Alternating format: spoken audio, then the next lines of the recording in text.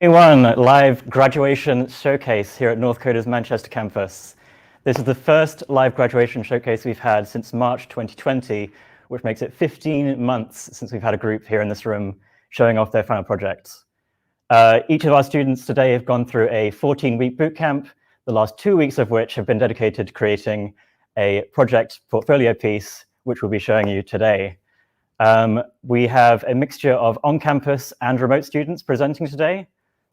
Those of you in the audience live and those of you in the audience online, please do ask lots of questions because each showcase has a Q&A at the end. First up, we have Team Infinite Laundry with their app Party. So I'd like to introduce you to Alison, Joe, Johan, and Shaquille. Take it away.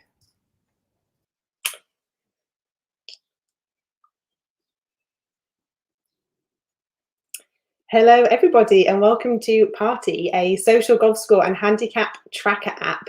This has been created by Joe, Shaquille, Johan, and myself. So I'm going to do a little introduction to the app now and why we chose it.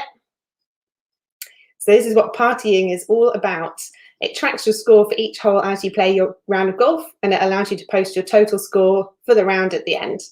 It tracks your handicap and updates it for you automatically. And it also lets you compare your handicap to your friends on the leaderboard, as well as being able to see their rounds and how they've done in those rounds on the feed. The inspiration for our app was to bring a social media element to golf, allowing users to keep in touch with how their friends were playing and see how they're performing. The problems we wanted to solve were firstly to remove the need for the traditional paper scorecard, which obviously they're easy to lose. It's pretty difficult to look back at previous rounds and see how well you played, as well as not being particularly environmentally friendly.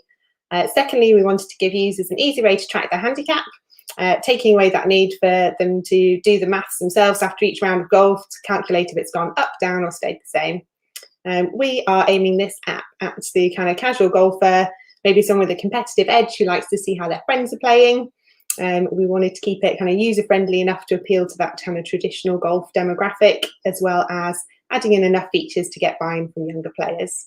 So I'm going to pass you over to Shaquille, who's going to do a demo on how Party works.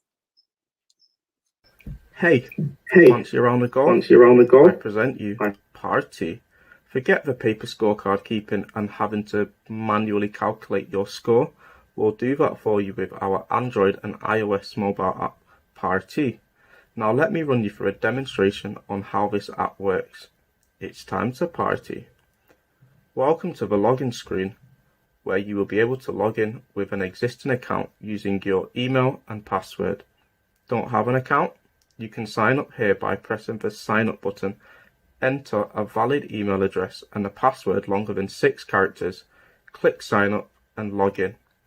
Here you will be greeted by the homepage with a friendly welcome message, including the username you signed up with along with your feed.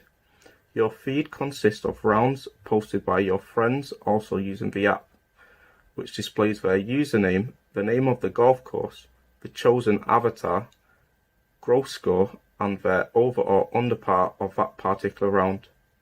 From the home screen, you will be able to navigate to post a round, the leaderboard, and your profile page using the bottom navigation bar.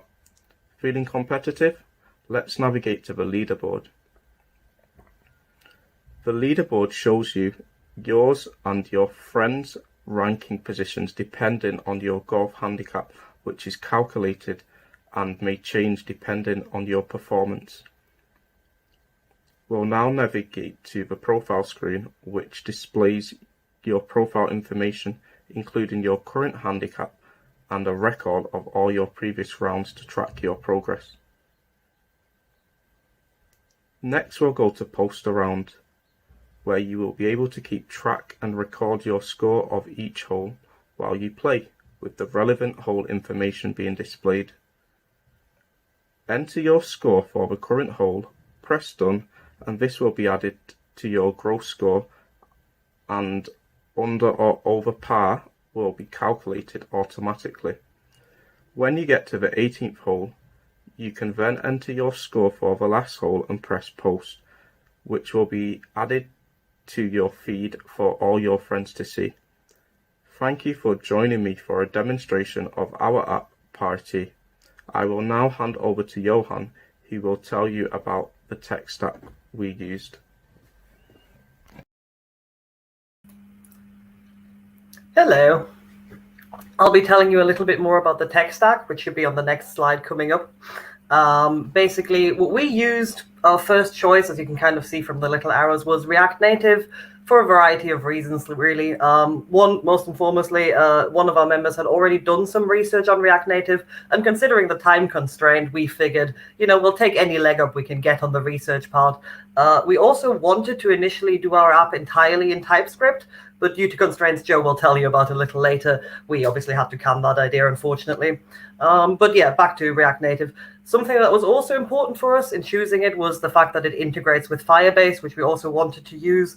And most importantly, is that it would allow us to make an app that is both for iOS and for Android with the same JS code base, because, well, A, it gives you a broader user base in a real-world scenario, and B, we just have a mix of phones in our team, so that was the natural choice to make.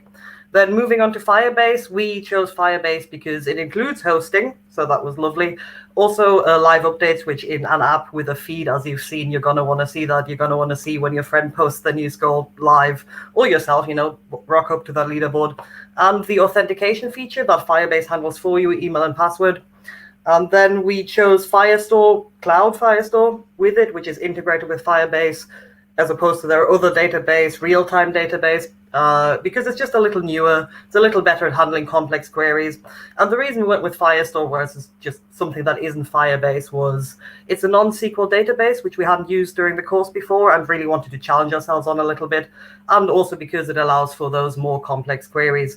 Because the way, pulling the curtain back a little bit, the way it worked for us was basically you have your users and your posts in two different collections in the database, and they are linked just by both having a key that is the user identification that the Firebase authentication gives you. So we needed to be able to perform more complex queries to get, all the posts only by one user and that sort of stuff. The rest of it, obviously, JavaScript to write the code, CSS and HTML, but within the React Native framework. And now over to Joe, who can tell you a little bit more about the problems we faced. Hello. Okay, so in a project of this scale, learning new tech that we've never really touched before was always going to be challenging. We stumbled across numerous errors that caused numerous panic attacks, but through agile-inspired practices, such as daily stand-ups, keeping up to date with our Trello board, and keeping frequent communication in the team, we managed to work through each problem at a time. So some setbacks that we encountered. So we lost a member on the second day. We had to reassess our MVP. We did have trouble installing emulators, so we had to use the Expo app to test our app. So we had to use the QR code. Must have done that 100 times daily. And also Firebase, we had some trouble installing it, setting it up. So we just had to use it in a bit of a different way. And yeah, some problems took a long time to fix, but we persevered, stayed composed and positive, and we learned to prioritize what was really important to get our final product. And if we were to do this again, so if we could get the next slide, please. If we were to do this again, we would use TypeScript from the get-go. This would have helped us a lot with our errors, like the many errors that we faced, potentially saving us a lot of valuable time. So a few features that we would have liked to add on. So we would have liked to add on the ability to add your own golf courses onto a map using Google Maps. Also, we would have liked to use Socket.io to incorporate a chat feature where the friends could speak together, comment on each other's rounds, handicaps, that sort of thing. And also, we would have liked to include the handicap updates posted to the feed automatically. It would have been nice to get that in, but we didn't manage to get it. So all in all, we managed to make a product that we're all really, really proud of. And I play golf, so next time I'm on the course, I'm definitely going to be using the app. And that's all from us. Thank you very much for watching.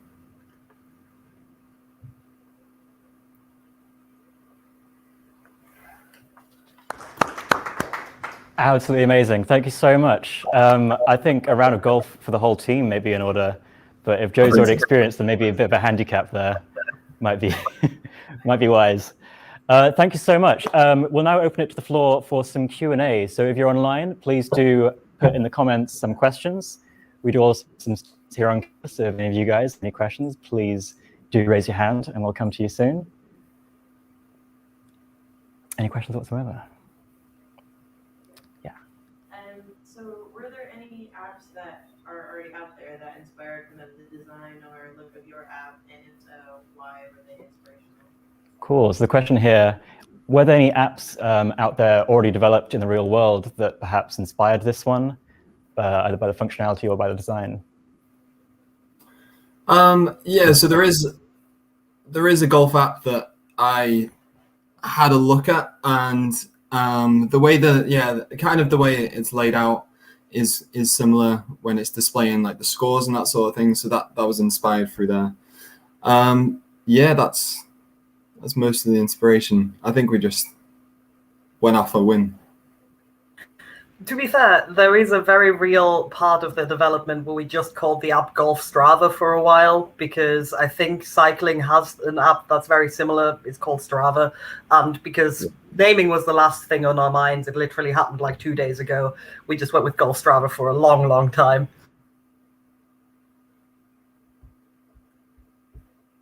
From the chat, we have one from Paul. What do you find the largest challenge? What was the largest challenge that you faced?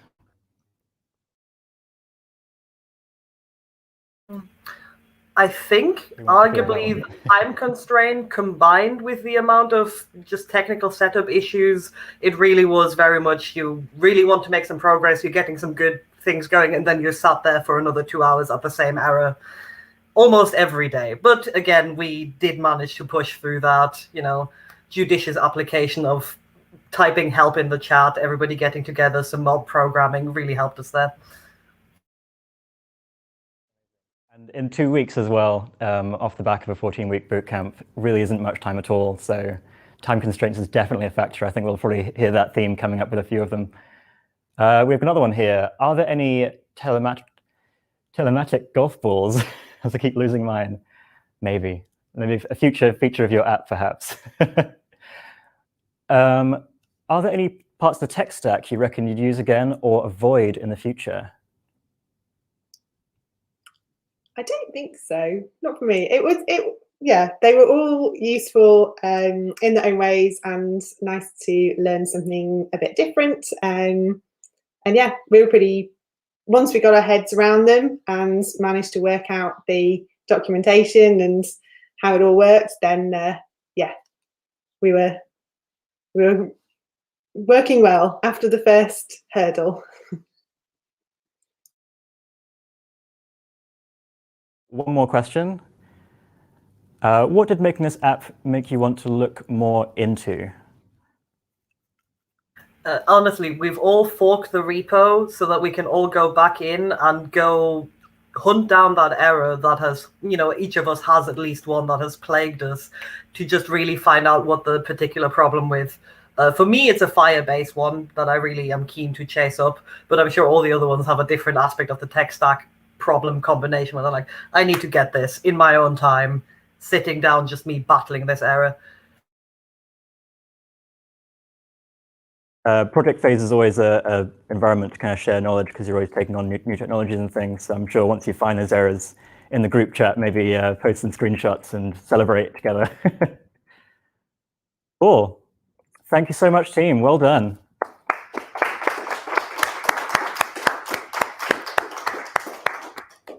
Grand. So I think we're going to have a short break while we switch over to the next team. Catch you all in a short while.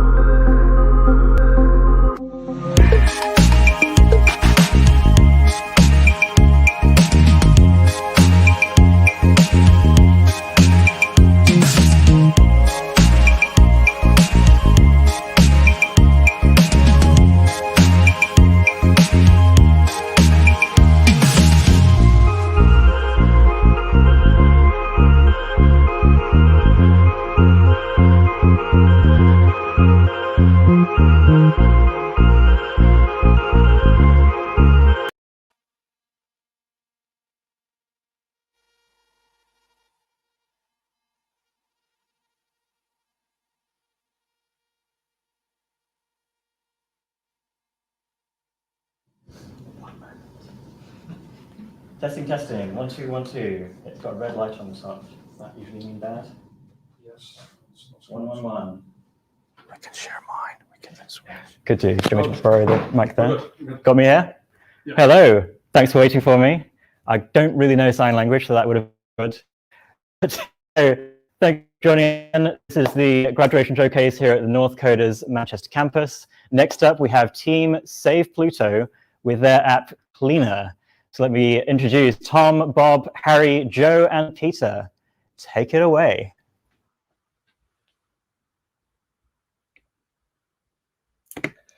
If you've ever moved into a new home, you have likely been exposed to the somewhat unspoken art of trying to find a window cleaner. After countless rushing out of the house to try catch such a mythical beast, when you finally do manage to meet one, you realise the fun has only just begun. As you return home to small strips of paper stamped windows cleaned and impromptu debt collector style raids for cash to pay for the service. This is where the idea of our app, Cleaner, came from. We wanted to look at simplifying this process, providing an online app which would facilitate connecting clients with window cleaners, and all importantly, allowing for payments to be made via the app. The team of myself, Bob, Joe, Harry, and Peter have looked to solve this problem once and for all, and it is with pleasure that I begin the demonstration of our app.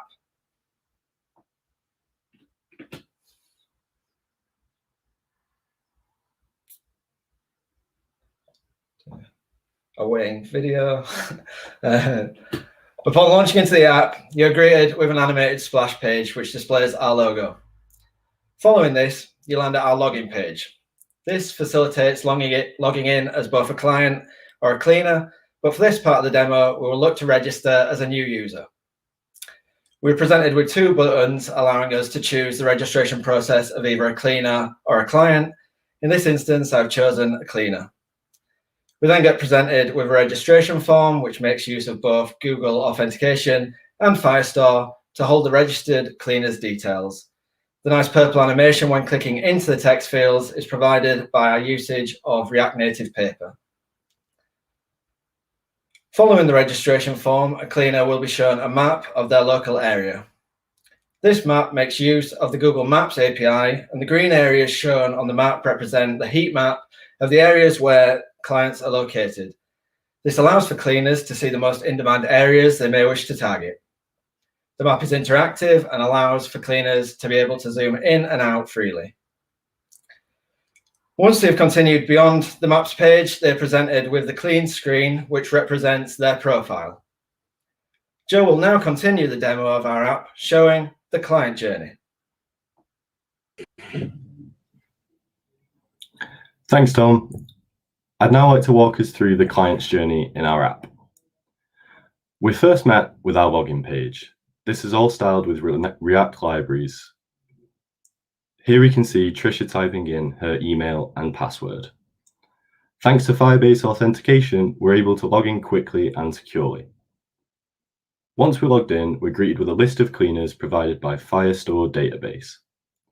This list of cleaners is filtered by our current location thanks to Google Maps API. We're able to choose a window cleaner by their rating. After scrolling through the list of cleaners, I think we should choose Tom's Cleaners. After clicking onto Tom's profile, we can see the company description, user rating, payment, and chat options. Let's chat to Tom's Cleaners and inquire about their prices. We're able to chat to Tom's Cleaners thanks to gifted chat and the built-in functionality provided by Firebase. Now Tom just needs our address and payment, and then he's good to go.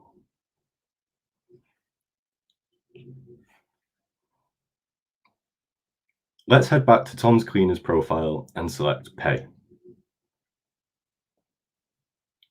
Stripe allows us to pay our cleaner directly from our app using payment links. We just need to select the correct amount. Upon launching into the payment screen, we're greeted with the cleaner logo and amount needed to pay, as well as a secure payment form, all provided by Stripe.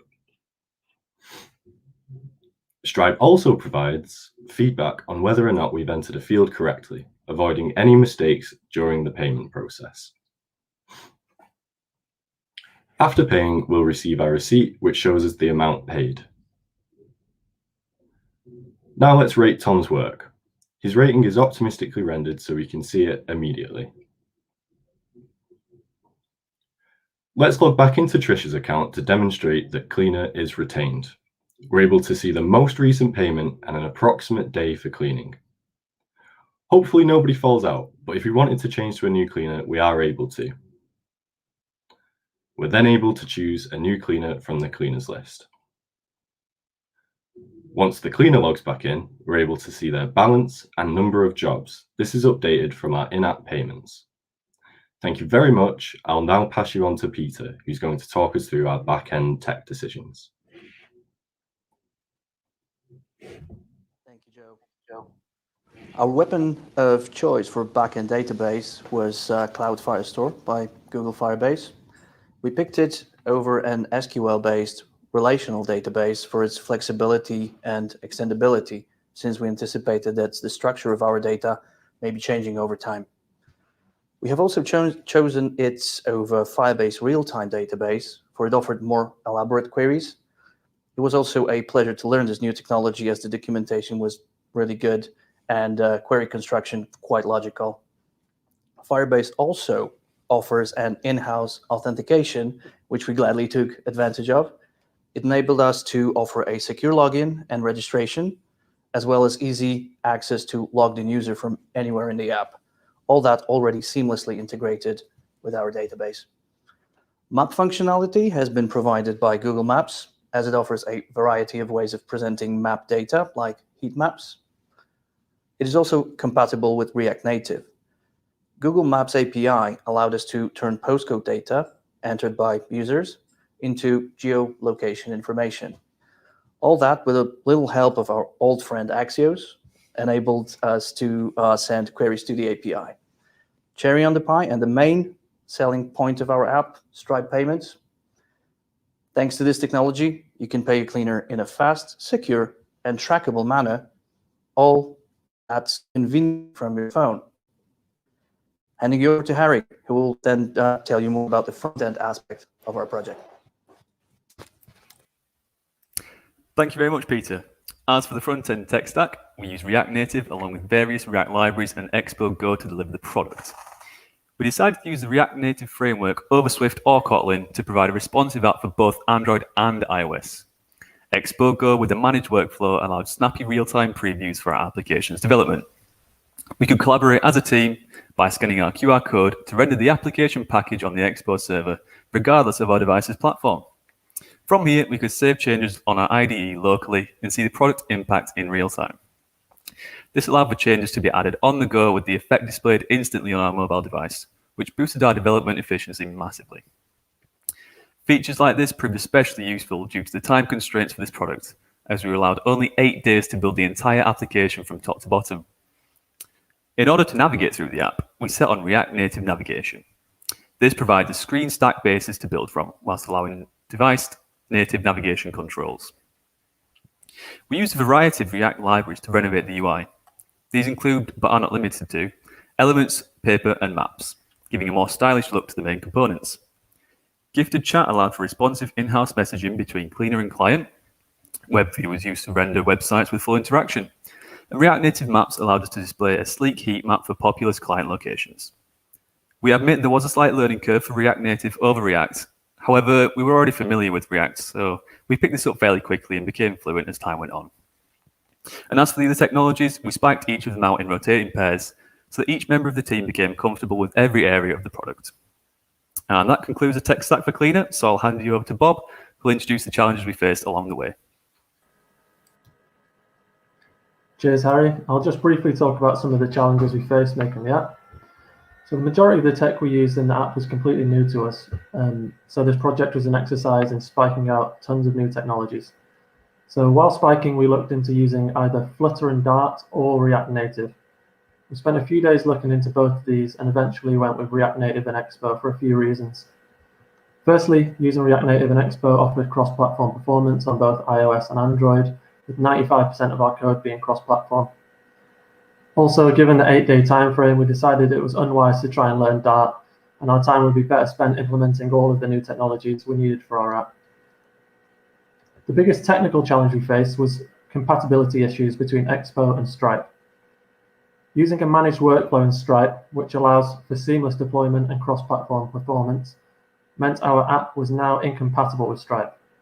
This was a huge roadblock for our team, as implementing a payment gateway was essential for our MVP. However, looking through documentation led us to a workaround whereby we used a WebView component to allow our client to pay their respective window cleaner. This is similar to how eBay handles their payments. Working remotely also presented a few challenges to building the app. Every member of our team had to be on the same page, and we had to have a clear division of work to minimize merge conflicts on GitHub. This was our first time coding in a team, meaning it was also our first time using Git branches and having merge conflicts. Planning our app thoroughly with Trello and Figma helped massively with this and allowed us to have very few conflicts in our code. We also had daily stand-ups and used rotating pair programming so that all members of the team were well aware of what work was being done on each part of the app. So what did we learn? Firstly, we saw firsthand the benefits of working in a team and using agile work practices. Secondly, we learned the power of React Native and why it's so widely used.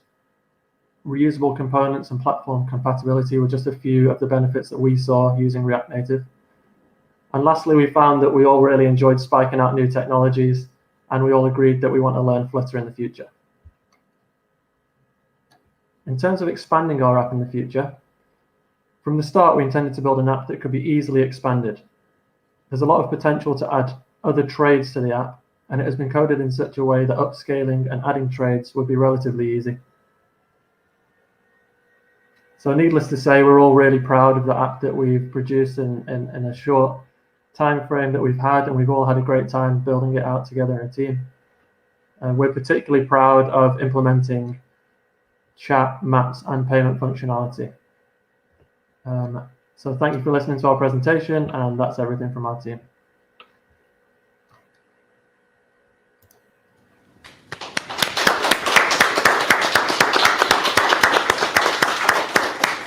Thank you so much, Team Cleaner. Amazing. And it's really encouraging to hear that despite not having Flutter make it into your tech stack due to time constraints, you're all interested in kind of exploring that technology in the future.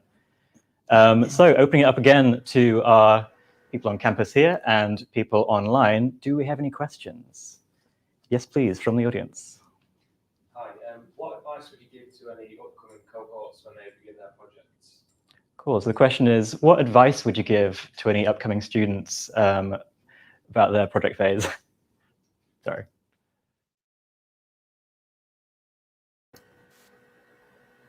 Anyone want to go?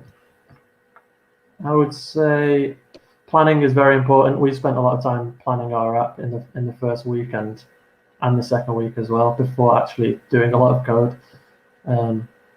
Yeah, and we also had a really good time. Like, we got along, we listened to each other a lot. We talked about everything. Everyone got a chance to give their opinion on stuff. So just trying to work cohesively as a team would be what I would try and say. Yeah, I'd just add on that as well, and just say at first it probably looks like what you're doing is like quite a lot, and it can be a bit overwhelming. But as long as you stick together as a team and just keep everything cohesive, then it really does work out in the end.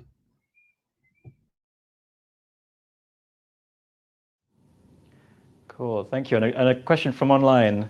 Firstly, well done from Monica. And how did you make a choice of tech stack, and how did you divide the tasks between each other?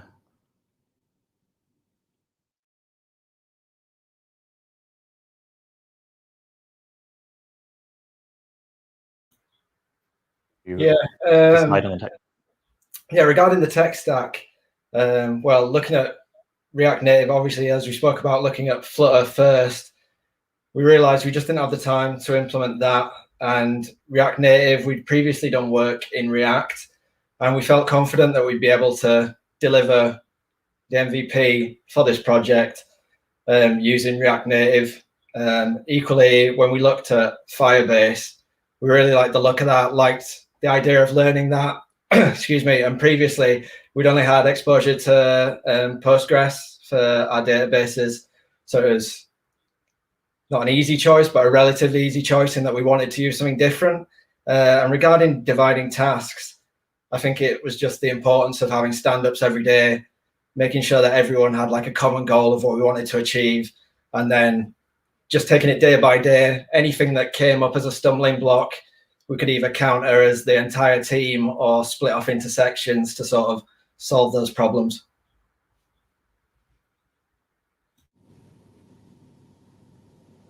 Cool. Amazing. Thanks so much. And I guess a question for myself, now that you've used React Native, do you reckon you'd return to that technology given a similar project in the future? Yes, I would say definitely yes. Just due to the fact that it's compatible on every device you can think of, you know. It's fairly easy to develop with, similar to React. So if you've built websites before in the past, you can use it as well. So yeah, definitely use it again in the future. And then one more. Does it work on Windows? From Lee. Thanks, Lee. I think it's only the dirty ones. Only dirty Windows, Peter says. Cool, amazing. Thank you so much again, and well done. Congratulations, all of you. Another round of applause, please.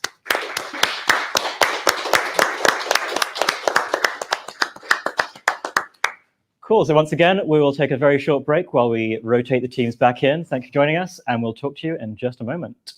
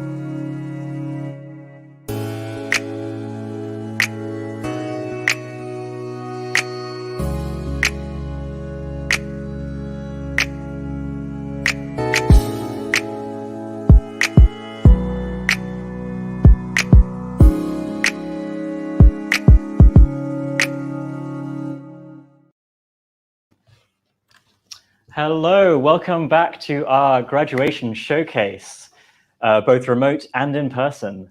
Next up, we have Team Reckless Deployment with their app, My Itinerary. So can I please welcome Alex, Bex, Jason, and Poonam. Take it away. Thank you. Hi, I'm Bex, and we are Team Reckless Deployment. Together with Alex, Jason, and Poonam, we created My Itinerary, a cross-platform app born with an idea to store all of your trip's details in one easy-to-use location. This app has been created to alleviate the inconvenience of searching through starred emails, creating confusing Google documents, and searching your group's WhatsApp and looking for scraps of paper you've made your notes on but you just can't find. My Itinerary can be used for both individual trips, group trips with friends. You can add buddies to your trip instance, which gives your buddies access to your trip's details. The goals in mind when we created this app were to create a mobile app and to use new technologies which were unfamiliar to us, and to create an intuitive user experience. Now over to Alex for the demo. Thank you, Bex. And once we get our video going, okay. So welcome to My Itinerary. The first page that we see is our sign-in and also our sign-up form. But since we already have an account, we shall sign in. Our dashboard takes us to, and it allows us to navigate through all our pages. Our app also includes a handy pop-up nav bar in the corner. Let's have a look at our trips. As you can see, we already have a trip. But for now, let's look at creating a new one. Making a trip in My Itinerary is simple, as you can quickly add all of your travel info in a streamlined, easy-to-use fashion. In this case, we're off to Perth, Australia to celebrate our graduation. With no notes to add, we'll just add this to our trip. Now that we've created our trip, it has been added to our trip list. If we tap on our trip, we can take a closer look. Inside this instance, we have all our essential travel information divided up into accessible cards. Let's take a look at our accommodation. Again, in a really easy to use format, we add all of our accommodation details and add them to our accommodation page. In a similar manner, we also do our travel info. Just as before, when we add our details, it'll add it to our travel list. Currently, this also extends to any excursions that we may have. And just like that, we're off to the beach. Since we are students, this trip is a little bit too expensive for us, so it's going to have to get shelved. Lucky for us, we're still going to London. With all of our travel, accommodation, and activities sorted, our next planned feature is to add a chat app that allows instant communication between everyone who's involved in the trip. You can also see all of your buddies on the trip. And using our wonderful little nav bar, we can head over to our profile page, see our avatar, along with a few other utility features. In particular, we can see our archive trips, which are sorted from most recent. And once we are done, we can simply sign out, and that's My Itinerary. Thanks for watching, and I'll hand over to Jason, who's going to talk about our tech stack. Thank you, Alex. My Itinerary is built using Ionic Firebase with React as our coding language. The app works with a custom-built login with Ionic front-end fetching data from the Firebase backend, and any changes are then sent back to the Firebase backend and stored. We spent a few days researching and spiking different technologies. We really wanted something that would be kind of a good level of documentation to use and good examples that we could kind of guide us with the new technology. Something that was still slightly challenging. We ended up picking Firebase for our backend over things like AWS and eBay. It was quick and it was serverless, and it had a great balance of good documentation that was updated and that we could understand. We thought it had a great learning curve, and it had tons of additional features we were looking to include to avoid additional tech such as socket.io. Using a non-SQL database was a welcome challenge, and getting our head around the collections and the documents was weird, but like I said, it was a good challenge. With a longer build time, because we only had about a week and a half, we would make more use of the built-in functions such as user authentication, instant messaging, social media integration, and push notifications. On the front-end side of things, we used Ionic with React instead of something like React Native or Flutter. Again, it was familiar with a nice challenge, and we really enjoyed using the React hooks. Ionic React and Firebase are a great pairing, and so it kind of helped us focus on the actual MVP of things rather than getting stuck on some little technical issues. Ionic has a build once, run anywhere mentality, and again, it allowed us to pick this up pretty quick. The built-in components of Ionic allowed for some clear design aesthetic from the jump, although overriding the inbuilt style sheet was a little bit challenging at times. Took some figuring out, and then we soon realized that Ionic 5 had only been released last year, so there was limited supporting documents online. As for testing, we had a variety of util functions, which we used Jest for, which helped convert the dates into some readable data by Firebase. We did have a few errors along the way, but I'll pass over to Poonam for more on that. Thank you, Jason. So apart from the usual issues of infinite loops and not deconstructing objects correctly, we worked through some really unfamiliar issues that a lot of which we were seeing for the first time. We did originally want to test the backend API like we did when we were building with SQL, but we very quickly realized that being a serverless backend framework, Firebase didn't really allow for testing in the way that we expected. We could only make client-side calls, so we had to work from a front-end point of view and insert a testing wherever possible, like Jason said, in the utilities. We did later find out that we could test user authentication, which is something we could really implement in a different version of this app. Along the way, we found out that the order of building components was also quite important, aka ideally starting with authentication and the chat as they sort of interlinked. On Ionic side, we similarly realized that the method of app deployment changes how the repo is made and how we can deploy it onto devices. It's safe to say that my itinerary Mark II would be built very differently to Mark I. Finally, we found that, predictably, there is never enough time. During project phase, we were aware that our proposed app expected more than we could deliver in the about 8 days that we had to build. Therefore, we had to reevaluate our MVP to ensure that functionality and user experience were not compromised whilst keeping within our timeframe. This was a really good lesson in project management. Over to Bex for our closing remarks.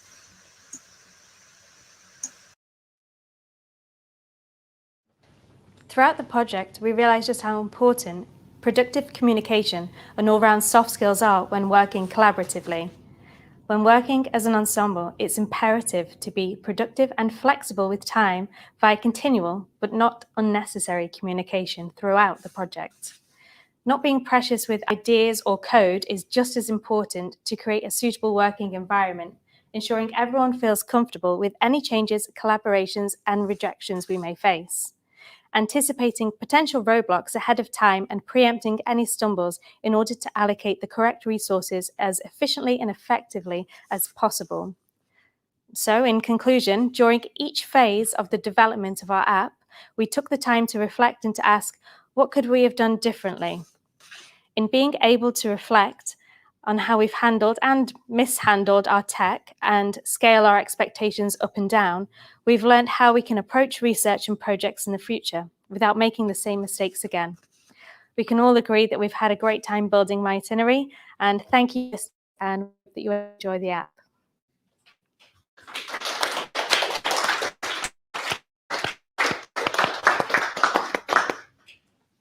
Amazing. Thank you so much, guys. I've got to say, like, seeing all these technologies, this whole journey mapped out for us, all the stories that you've got, and seeing day 8 on that timeline always blows my mind. The amount that people get done in this time. So I hope you're all proud of yourselves, because we certainly are. So questions, please. I think we already have one from Jim. Was that popping up? If you've got loads of baubles but no tree, it's hardly as Xmas, is it? What was that baubles from? I saw that a couple of times. It was a metaphor Jim used. Oh, I see. Okay, I get it. Cool, amazing. Do we have any questions from the internet or from the audience here on campus? Any thoughts or questions? Well, here's one for myself, I guess. Given the technologies that you settled for, which do you think you'd adopt again, given a similar project? not Ionic. I think Firebase was pretty cool. We enjoyed that, but yeah. I think in hindsight, having the documentation of Firebase and knowing what we could have done with it, and as Poonam stated, the order in which we'd actually implemented it, in using it again, we would definitely go back and use it in a different way, starting with authentication first. Cool, lessons learned. Yeah. Amazing. Any other questions, please? One from the audience. Oh, which one first? Should we go internet first? All right, internet first. What made you choose Ionic over other mobile app frameworks? Who would like to take that? I mean, initially we were swaying toward React Native, but we kind of wanted something a bit more left field and a bit more of a challenge.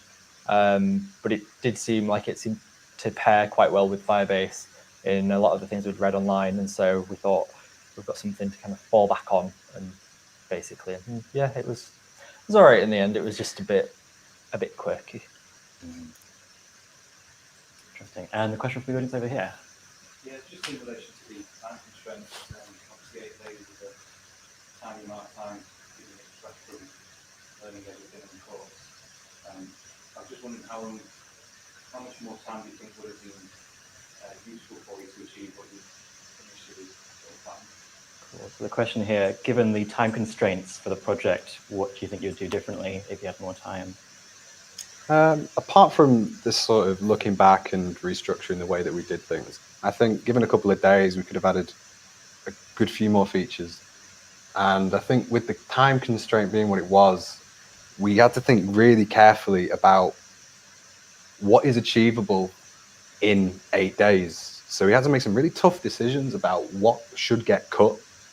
You know, is it feasible? Are we going to get this authentication, for example, in on time? And unfortunately, because it wasn't working for us, we had to make that decision just to cut it. So it's a tough job doing 8 days, but yeah, I think we've got a good product. I wanted to add as well.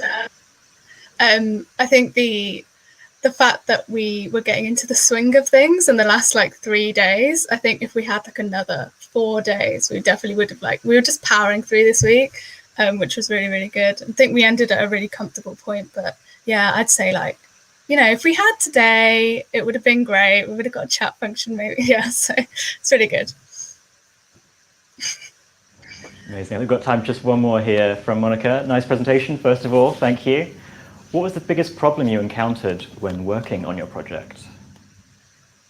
Is that Ionic again? Might as well be.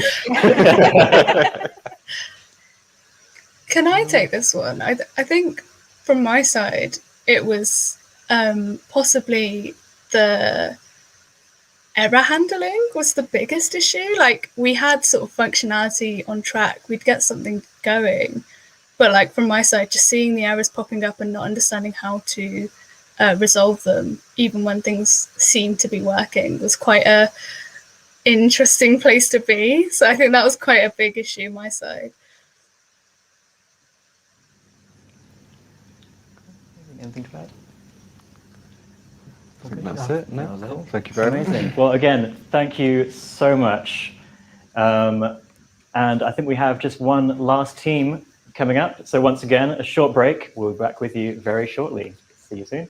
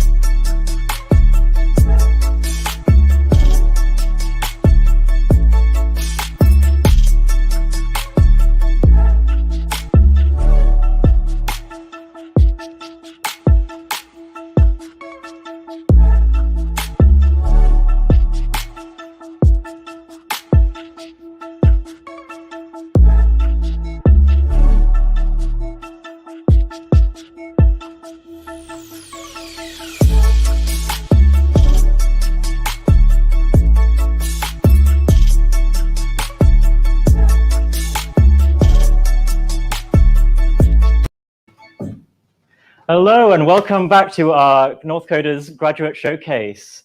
We have just one more team for you before ending today. So please give it up for Team Gitstash with their app Rambla. And let me introduce Bavna, Ben, Cal, Elijah, and Christian. Please take it away.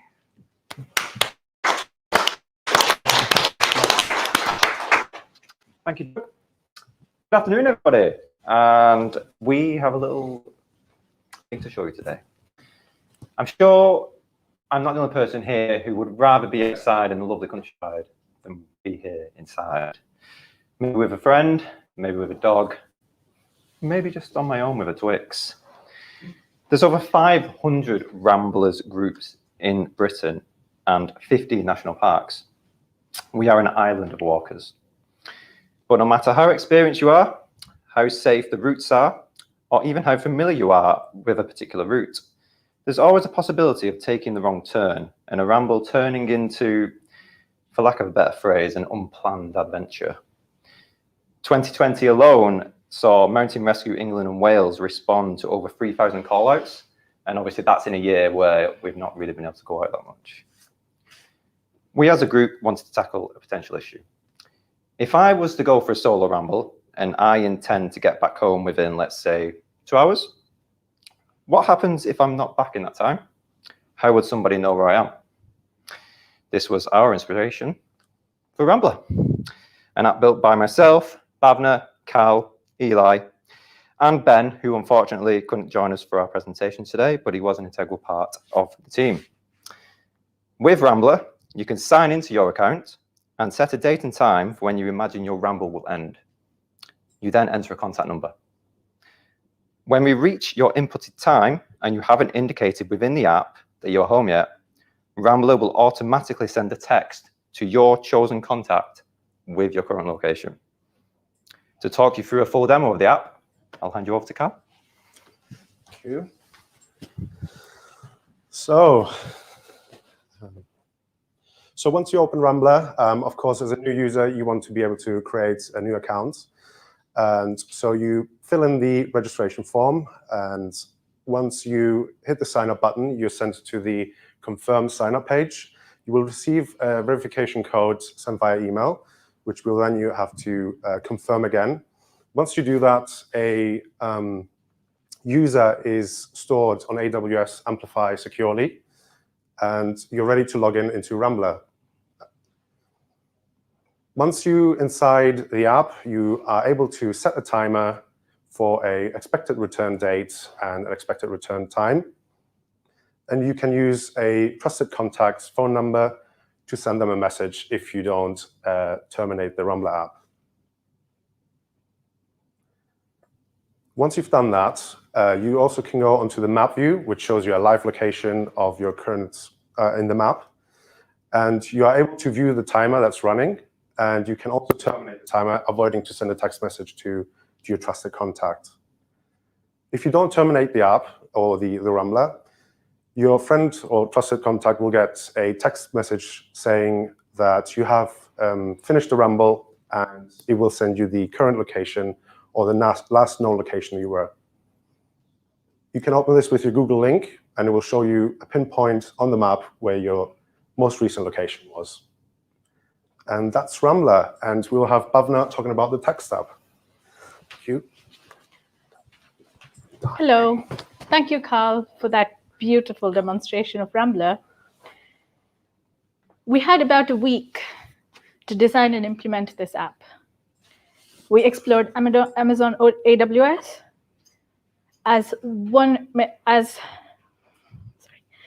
we explored Amazon Web Services as we were excited to see what it had to offer.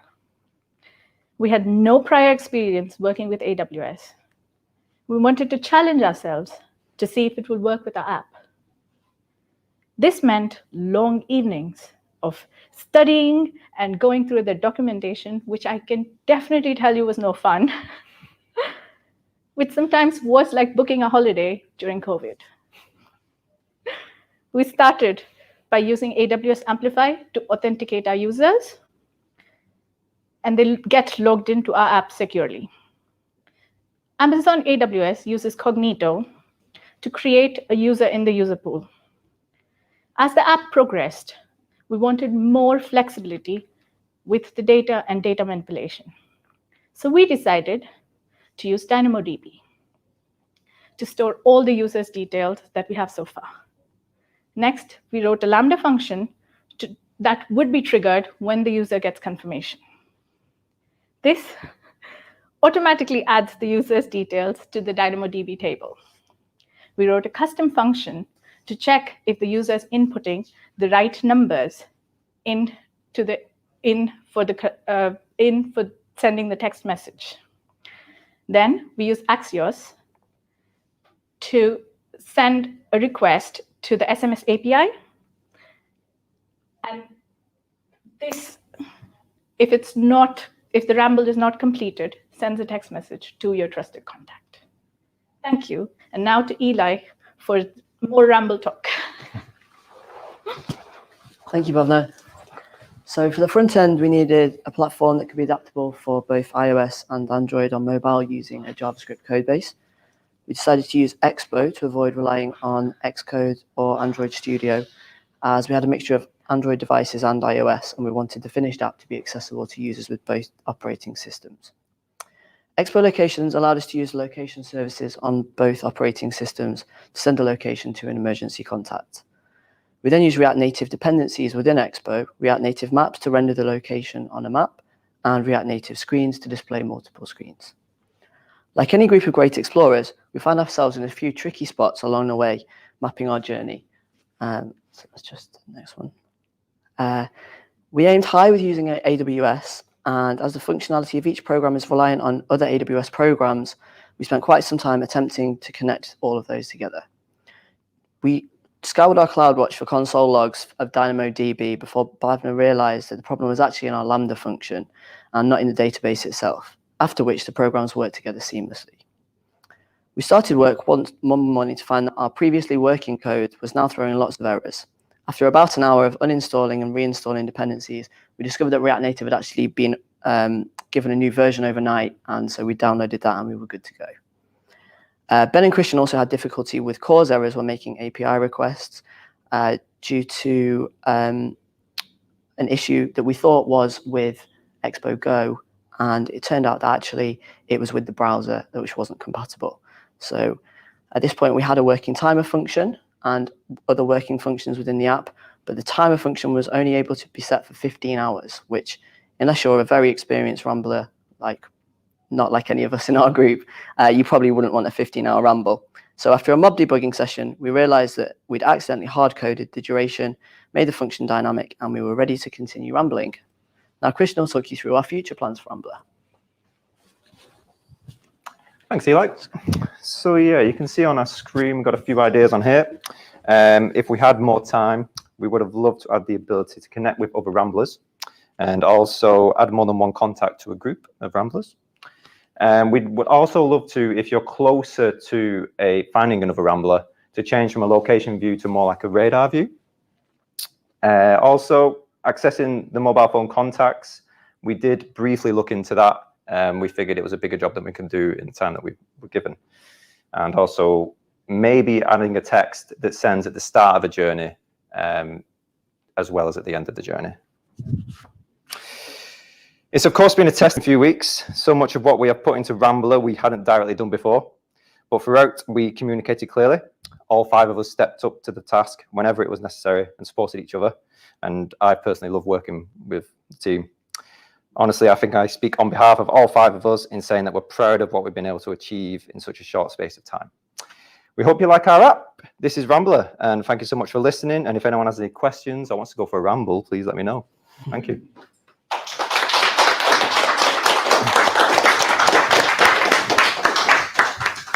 Thank you so much. And wow, looking at that cloud infrastructure diagram with all the arrows of what's triggering what and all the data flowing through Lambda functions and different servers across the world, really amazing. I hope that was fun to use.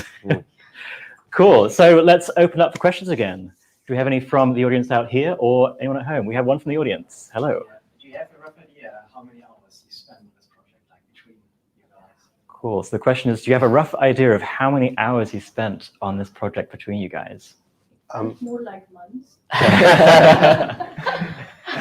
I personally would say that in the time that we had, I think we did a lot of work.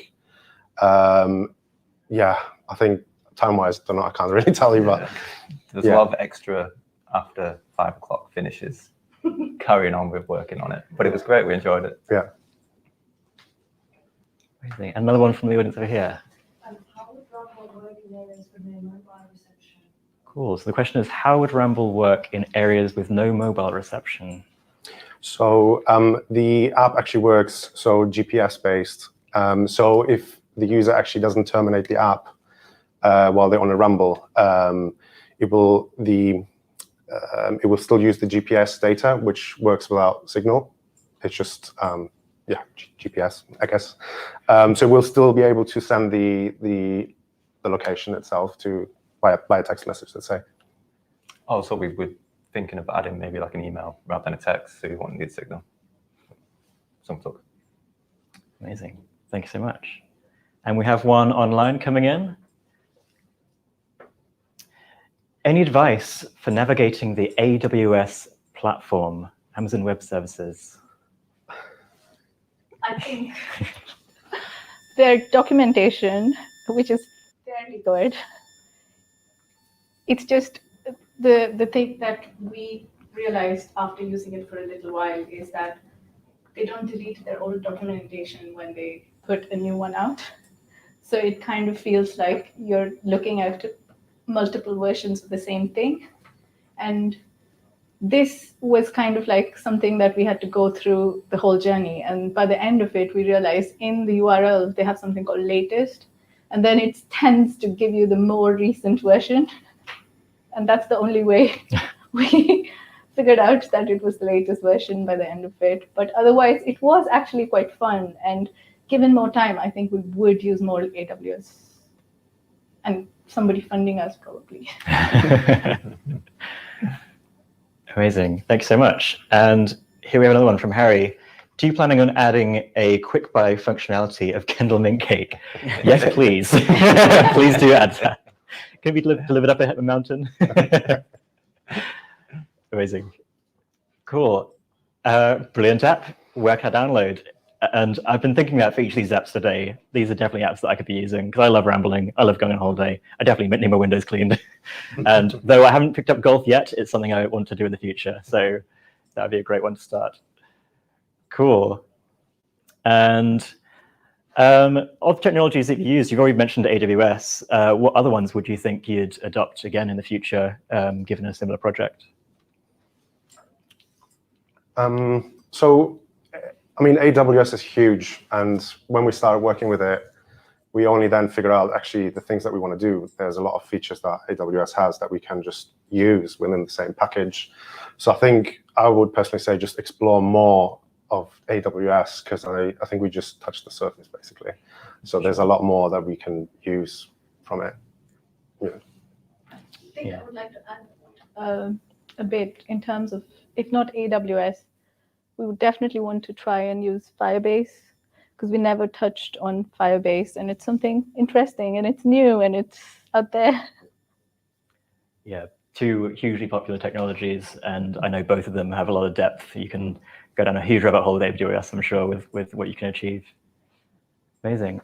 Any other questions? We have one back here. Did any of you guys test out your app in the wild? Cool. The question is, did you ever test out your app in the wild?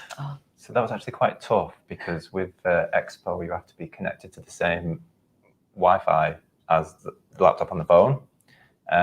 So we couldn't really actually test it as we would like to, unless we had like a dongle or something. I was going to say, reel out the Ethernet cable. Get something mounted, yeah, why not? So no, we couldn't, but we'd love to. Cool. Another one back here.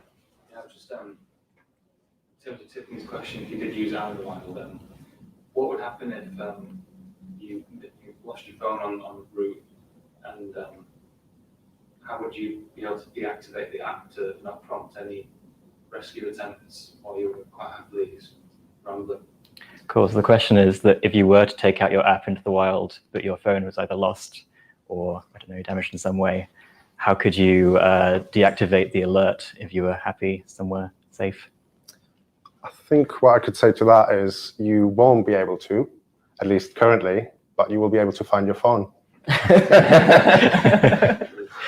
So, yeah. In terms of yeah. in terms of functionality that we wanted to add, though, it was something that we considered. I think there's a lot of sort of safety elements that we thought would be really useful. One of which would be sort of if it's sending an email, you should also be able to log in using your email to it and not just with a phone number. And then once you were back safe, you could then deactivate it. Cool, thank you. I think we've got one more questions coming in online from Chris.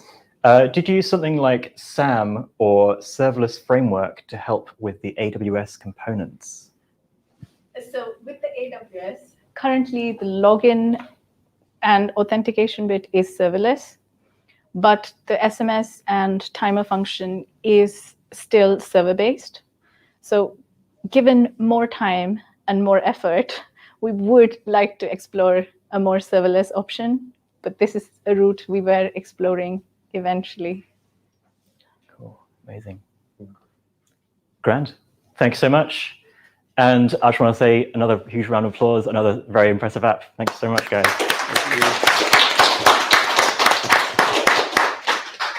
Cool, and that just about concludes our graduation showcase, June 2021. The first we've had, as I said at the start, since March 2020. It's been 15 months since we had the buzz we've had in this room, so I'm so glad to have it back. I've missed it so much. Cool, thanks so much. Breathe out, relax, it's all done. Congratulations, go get some refreshments. Thank you for viewing online, thank you for viewing in the room. I've been Doug, thank you for joining me, and I'll catch you later.